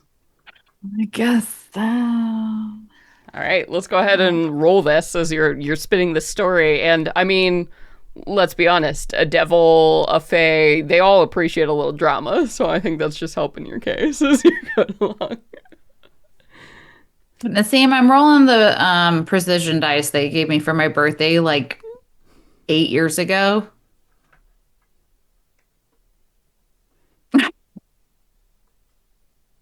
Hell yeah. Okay, that's not too scary. I rolled a 16 and persuasion I am not proficient in, and I have 0 charisma, so I rolled a 16. A 16 is exactly what you needed. You found your DC. God. Your unmodified DC for this challenge. Woo, you just kind of scraped by there. Oh my God, my armpits are sweaty. That was a skin of the teeth. And he listens. And he listens, right? You know when people are just listening to you. I'm sure but he's hot as it's the fuck deep while he's listen. doing that too, and I'm just like, yeah. oh. Yeah, with the utmost attention. And at, the end of your listening. piece, he like takes a hand, you've been kind of, I imagine, like sort of leaning on the edge of this like marble railing, right? And he sort of offers a hand, like to take one of your hands, like gently, if you'll allow him to. I like the request for consent. That is lovely. And I look at I'm like talking to him with one of my hands up, kind of like balled up on my chest a little bit protectively. And when he offers that gesture, I kind of I make like deep eye contact with him, and my eyes are a little bit watery. I just shared that shit with them, even though half of it was kind of made up. And so I reluctantly kind of take his hand. Yeah. And he does, and it's gentle. As I do that, I relax in like the warmth of it. Yeah. And, he clutches your hand like gentle but firm and like puts, the other hand over and looks like, again, meeting that deep gaze as he's saying, I am so sorry that happened to you. I can't even imagine waking in a world different from your own with that mark upon your history. But I'm very glad it seems you have such a powerful friend to help you. I myself was once in a position very similar to you. And without my friends, I would be nothing.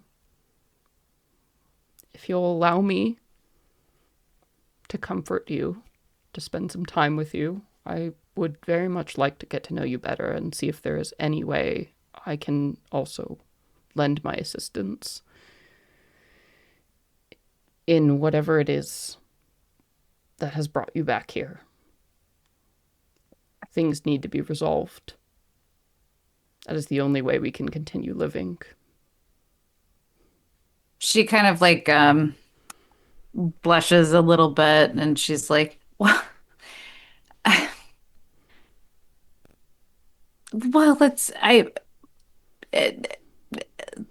she's okay, just go with the awkward flow. I'm going for Brittany's going for it being charming. She's like, well, she wipes her eyes and she's like, we didn't need to get this heavy. We're still playing 20 questions. I think it would be nice to, maybe we should just ask each other a little bit more lighthearted questions. And when we get to 20, let's go buy each other a drink. All right. And he, laughs and like leans casually and he's like, so my favorite color, and then we can like kind of sort of fade out, right? As he like, plays your game and, gets flirty. Oh my God, was that a success? Yeah, that was a set. Yeah. Hell yeah, dude. Also, she definitely is not going to sleep with him, but she's going to lead him on. He's not what you expected, probably. I don't know. He is charming. Like, whatever. I've also, we're not doing that. Well, speaking of charming, we're about to go to Aoife's turn. Holy shit. Oh my. Oh, this chat. Of course the Prince of Darkness would be extremely fucking charming, and not what you expect. Yeah, but I'm the daughter of the underworld. So What a powerful bitch, pair you would it's time make. to play. Yeah, I bet I'm honestly. also hot. The biggest I'm looking forward to manipulation the tactic fallout. of all. Telling the truth. Well, I gave enough of the truth. Oh, I no, didn't I give mean all from of his the truth. perspective. Oh, sure. We're playing the same game. Like, I know. I fucking know. I know. I know. That's why I was like, let's go somewhere a little quieter. All right, we've had 2 rounds, kids. You getting the hang of it? Yeah, I like this game. Yeah. Yeah, it's a little bit different. It's a little weird to wrap your head around because what you're doing is not like moment to It is moment, difficult right? to try and, Yeah. and relate what you're doing in that moment to the Right. overall goal. Like that in concept sounds easy, but to actually It's a little bit more like what people typically get from like indie RPGs, I feel like, where you could like do anything, right? Most of the time, and then sometimes you roll, whereas like D&D or like, Tales of the Valiant rules heavy games, it's like roll to do this, roll to do that. No, you can do whatever you want, and ultimately the roll is the thing, right? And you can work. So it's a little bit of perspective shift, but I think you guys are doing great, and we're getting it. I'm just glad I rolled what I did. I know. You did a 16, got a 16. Thanks, Nassim. These dice are the shit. Oh, yeah. Yee. All right. Well, Aoife, tell me a little bit about what you're setting up here. You see, of course, Tony moves off, follows the servants. You see that pretty early. Like, you knew Tony was angling for that, so you're not worried about her. And you see the eye contact happening with Marana and Virgil and the little social game they play for a bit before angling off onto the balcony. You are attracting a lot of attention in your fey gloriousness and this dress. It's part of you. The initial challenge is just fighting through people who are trying to talk to you. They want to know everything about you. You are clearly the one here, right? You are the new guest. So it's just like every time you turn around, someone else is in your face, like trying to, get to know more about you is the initial wave of the evening. So starting off from there, what's the play? So she is definitely moving through the crowd, trying to, listen to snippets of conversation, pick out the most interesting bits of and making a mental note of people to circle back on later. And her goal is to absolutely enthrall Alara. She wants to be the only one she's talking to for at least a few hours of this night, and she wants everybody to know it. So I imagine there's a part where, Alara goes out to freshen up herself or get another drink, or, she's got to step aside to take care of something, and Aoife waits for her to come back. And while Alara is stepped out, she is going to approach the band and be like, next song, I'm playing, you back me up, and we're going to make this a spectacular number. And Aoife is going to pull out Swan, and she's going to play a very jazzy, sultry number and make a whole burlesque number out of it. Ooh, okay. I'm going to throw a problem in your plan first that we're going to have to roleplay our way through. So you are, okay, you are attractive as hell. Let's not even fucking lie about it. You've got that fake charisma that is just like, so you trying to move through the room, like there comes a point where probably 30, 40 minutes into this, you are like making slow progress across the ballroom and you still haven't reached Alara.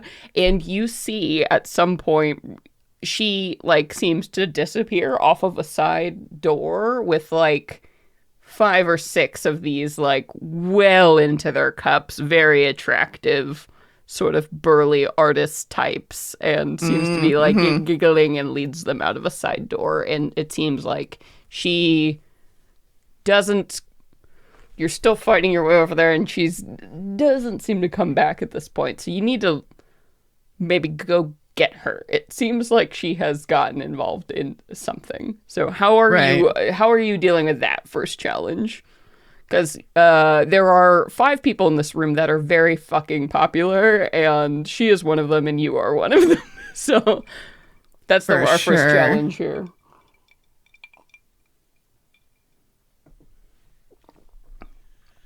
Ooh, okay. I think,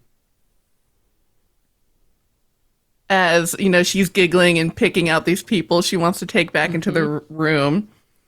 Aoife wants to summon a Nuska with Sawan. Okay. And for those people that she's, you know, sending back there to be like, oh, go wait for me, get comfortable. She wants the Nuska to give each of one of them one of its little dream balls to put them in that state so that they are just like catatonic for a while and unable to perform. Oh, okay. I like it. I like it. Yeah. Incredible. That's great. Because yes, she is absolutely leading them off to do something with them. And yeah, so the Nesca you send there, you're like, oh, okay, problem. Yes. Can you see what the Nesca sees, or does it report back, or like how does that work? Yeah, so it basically just like reports back. It does like what my command to the best it possibly can. Yeah. And yes, your plan seems to work. Clearly she was siphoning off this little group to have some fun with, and arrives, and they are asleep. Deep in their cups, which again, all these young men were very drunk and already a mess before, and just the Nesca reports back the frustration of this is absurd, and I think the timing works out very well. By the point you have, made your way across the room to her, she is back sort of in a flush. Unsatisfied with how the night has proceeded thus far. So here she is. She you see her, you're now maybe like 15 feet or so away. She closes the door behind her in utter frustration. And this is when you approach the band? Yeah, so Aoife will saunter up to the band. She'll even palm some gold to make this offer more enticing should they give any resistance to her. And one of them, like a tiefling, sort of like on the drums, is like, I'm sorry, what? Like yelling at you, what? Just back me up. I'm gonna play flute, jazzy, sultry, just like go with the vibe. Real sexy.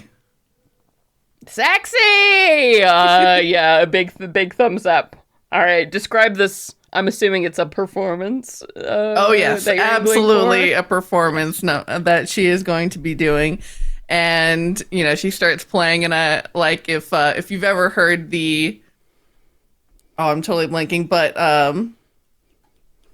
I'll come back to it later. But yeah, very very burlesque, dramatic, with lots of doing the whole bump and grind with the feather boa, kind of peeling off some pieces of clothing, flicking off her long gloves into the audience, and making sure to make eye contact with Alar to be like, this number is for you. Right. Okay. So you're setting up a dramatic stop the party, everyone. Look at me. All right. I love this. Okay. All right. Yeah, let's make that roll, because getting the attention of a whole room of people very in Dionysian throes. Hell yeah, this will be really impressive if you pull it off, but I'm gonna say it's a little bit harder than a 16 for sure.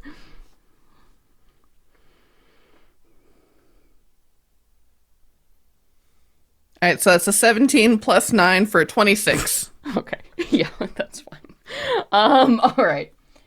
So it's like a musical. It's like a musical fucking number, like Chicago or something, right? You're in the middle of this whole ass scene, a courtroom, and all of a sudden, all the lights fade to black except for a goddamn spotlight, like on you, in the middle of this room as everyone fucking shuts up, and you perform your heart out. What is the goal of this exact moment here? She wants to get Alara's attention so much so that she gets to monopolize Alara's time for at least the next, like, a significant portion of the evening so that she can just impress on her, like, I'm the one you want to be with. I'm the most talented, the most special, the most interesting, and you don't need anyone else The but best me thing right to now. collect, perhaps, in this room. Okay. Absolutely. Got it. I'm the prize. Yeah. In a sexual way? In a sexual way. All right. Yes. Okay. That appeals to her greatly. Yes. So you perform, and it is a rousing success. And I think, after you stop what you're doing, there's a moment of silence here, right? And the crowd kind of like parts, and like you have been making no attempts to hide who this was all for, right? And they'll kind of look at her, and at the end of this, she, there's this space between you and her, and she just sort of offers like a hand, like breathless, for you to take.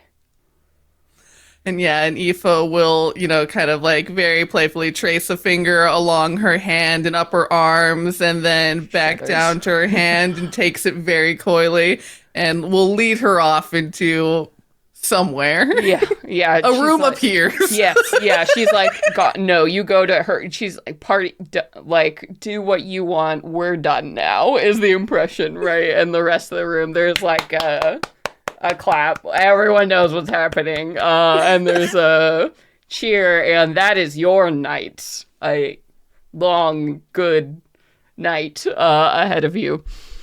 Absolutely. Hell yeah.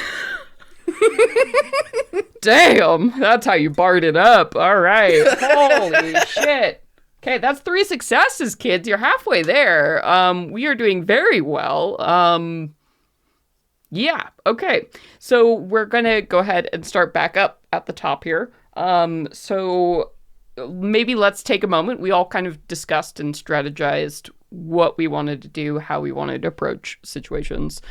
So clearly we've, made impressions that probably align with 3 specific individuals, but we have 4 to impress and deal with. So let's talk a little bit about what our next plan is. And I think all of you have spent most of the night at this point here. So let's keep in mind maybe what we're doing is probably the next morning or really late into the night or the day following. So yeah, what's going on there? I will, at the end of the night, I'll give a little well, if you guys had fun tonight, maybe we can have another game tomorrow and see what else we can put on the table. Yeah. Like, look forward to another game. Yeah, and also, like, I've clearly trounced all of you. Let's maybe do some higher stakes. Let's see if we can make it a little bit more challenging. Interesting. Yeah, for sure. Actually, Brittany, just, out of turn, how does your night with Virgil end? Completely up to you. He's a perfect gentleman. Oh. He'll go as far as you want, but a perfect gentleman. He's okay, going to so impress consent is he's a very like patient true person, to definition. And also very, yes. Consent in the sense, absolutely. That's the best way to get things from other people. Consent. I'm enjoying the attractive individual that I will not be caring anything about. Yeah, I think that might be giving me an edge, sure. which yeah, is why I'm going to indulge.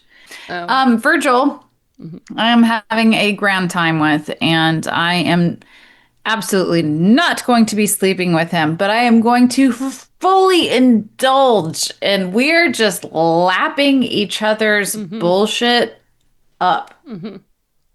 And he will absolutely want to dance with you. Is that something Murata would be into? Like that? Oh, yes. Oh, yeah. That my one-on-one, God. like, She's going to be we're perfectly surrounded by 100 demure. people, but there's no one else here, like, on the dance floor. Oh, she's going to let him just, like, lollipop whisk her away. And he's gonna, I'm sure, like, she knows, like, this man, they're perfectly matched for each other because she knows she's just demure enough for his, like, ego. And he needs to be a little bit debonair. And she's just like, yes. And, like, they're unfortunately having a great time, I think. I think they're having a fucking ball. Oh, yeah. Oh, yeah. And she is too much of a lady she's going to be like, I bid you a lovely evening, but I will very much look forward to being in touch. Here's my calling card.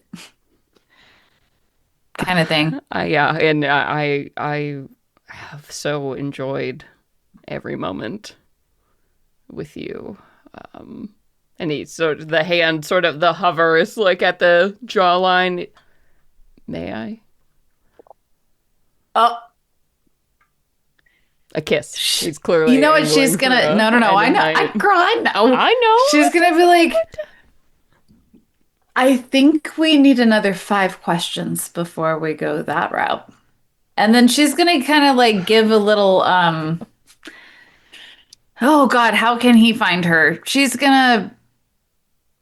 Is there you're like in the a same spell? house all weekend? Like, it won't be hard all to weekend. find you. Okay. Yeah. This is the first night of she's gonna 48 hours. Yeah. Like. Yeah, she's not gonna kiss on the first date, but she's gonna be like, I think we have 5 more questions before we can enjoy that bouquet. I don't even think, sorry, bear with me. Anyway, yeah, she basically she wants to play 5 more questions. And she's like, but you know where to find me. Maybe I'll see you for brunch. I would like that. I'll see you then, and wish you good night. And he, grabs your hand and kisses the back of it very demurely. And, it's that look of, like, wish I could do more, but yes. Oh, she's gonna give the hungriest, like, thirst trap, like, Oh, no. Yeah, she, like, squeezes his hand a little bit when he, like, goes to release, and then she's gonna be like, I very much look forward to seeing you at breakfast tomorrow. Sleep sweet. And then she's just gonna get into her fucking room. So we all wake up. Okay, well, to role play, Eva, I'm assuming, joins the room, and I'm like, you were out late. Yeah, Aoife but she looks amazing. Fucking so good. You have never seen Aoife in her fae form, so to you, she looks completely different. Excuse me, I've been fucking cavorting all night. I would like to imagine I saw you transform. But with the mask on. It's all, mask. Oh, fuck, no. We did have masks. All right, pardon me, Sage. I'm so sorry. So I'm just like, that's you? So that Aoife was you? has floor-length hair, which is normally in a very short bob, like right at her chin length. Which I love. Her skin is absolutely resplendent and flawless. Gives you, Tony, a lot of credit in your esthetician. Yeah. But I love Aoife I love both Aoifes. Like, they're just different versions. She's all of her features are much more angular and sharp and pointed, and much like Virgil, just has an aura of like, what are you about? I need to know. But I felt that about Aoife in her other form too. But it's just so every like her the it's on saturation of the another colors level. of her, it's just everything is like Look, cranked up to 11. Yeah. Yeah, looking there's at oh a- look. It's looking We at a can talk vampire about- versus looking at like a human, attractive. There's something supernatural. It's otherworldly. Listen, let's compare Cillian Murphy to Javier Bardem, right? Like there is a carnal and there is an ethereal. Yes. This I is get the it. theory. There's a difference. They are not the same, but you can see both, right? And so to me, I see Cillian Murphy and Javier Bardem in both of Eva's forms, but like the Good.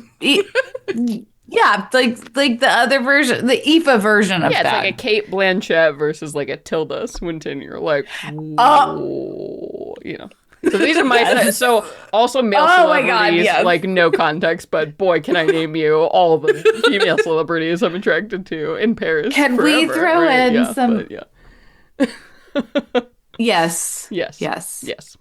Yes. Yeah, so there she has a very ephemeral, otherworldly quality to her that makes her something. Grace Jones was the other one I was thinking of. Oh, Grace that's a good one, fucking yeah. Jones. Oh my God. Yeah, so she, although disheveled, is still flawless. I know. Yeah, I'm Just just like makes you look better. you have like you did two it on purpose. levels of flawless. Yeah. Well, it's lovely to see you at this form.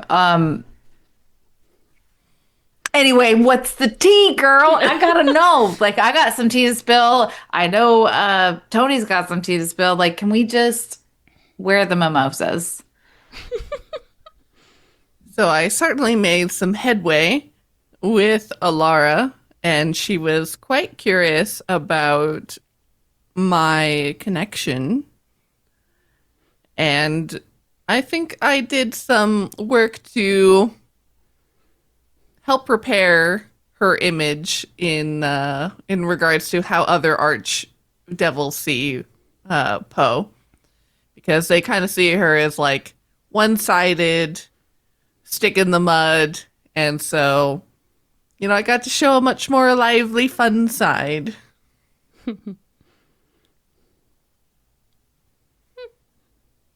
And I probably played the best game of poker I'll ever play in my life, and just hoping I can do it again tonight.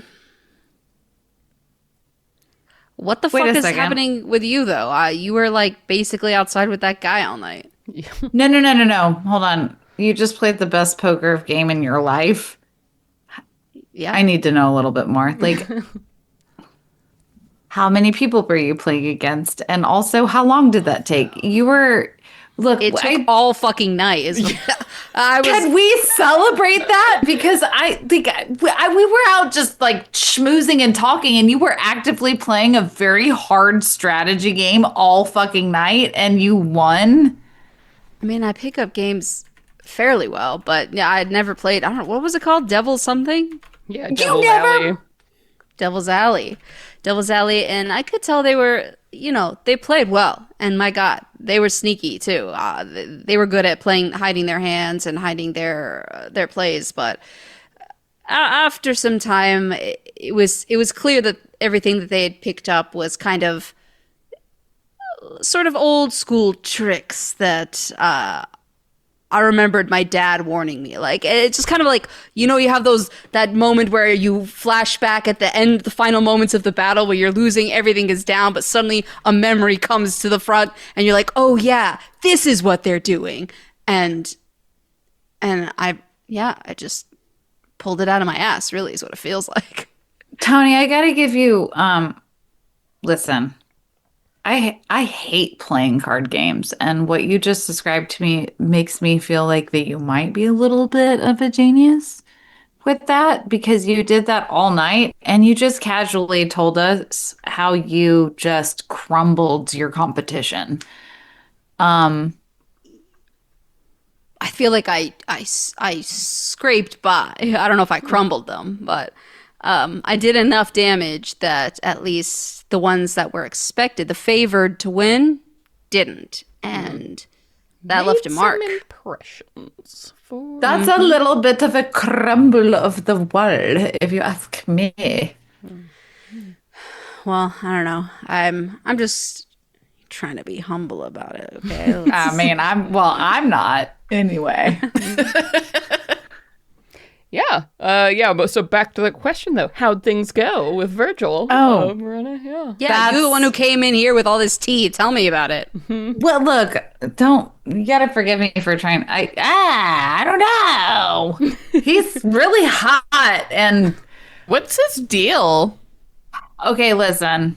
That's a good question. I did a little bit. Actually, before I start to share this, Celeste, will you let me do a ritual? Oh yeah.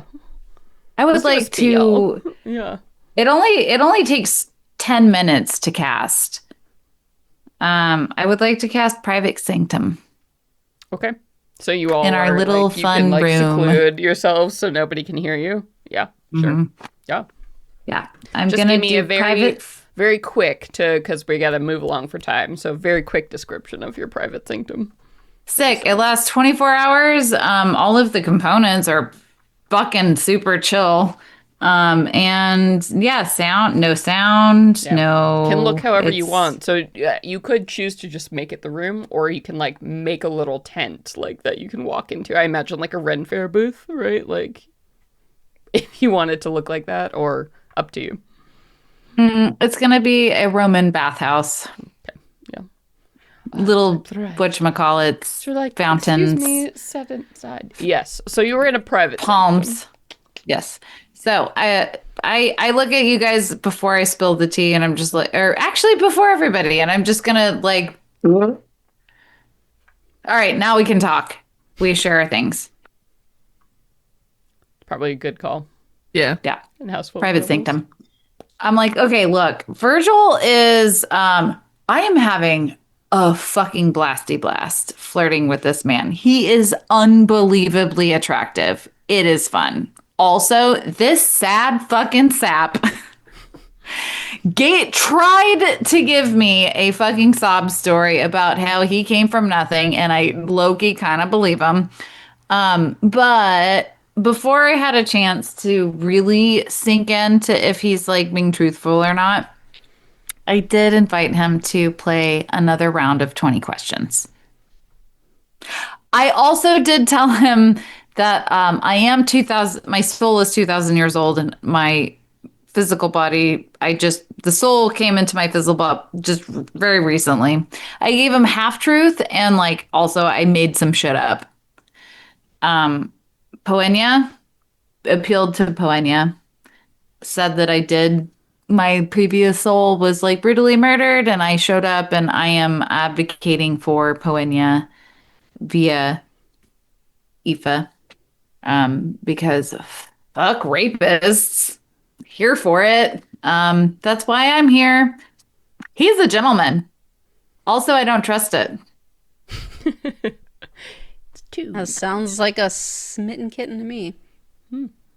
No, I think he's like he weirdly, there's something very specific that makes me feel like I'm sorry, that's just too specific.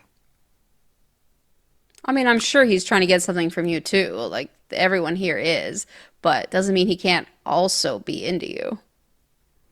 I mean, not gonna lie, same. Mm-hmm. I'm not opposed to a love-hate, problematic, like fun to flirt. Oh, Nassim's so Can't into that. be together. Nassim is so into that. We cannot. We are ultimately not. Enemies But to also, we're lovers, gonna I have love fun. it. Yeah. I think Brittany's also down for that. But you guys no. seem like you're already like friends, like you're already chill, and you kind of already know the game you're playing, but you are okay with it. So I say, good for you, and fucking ride that wave.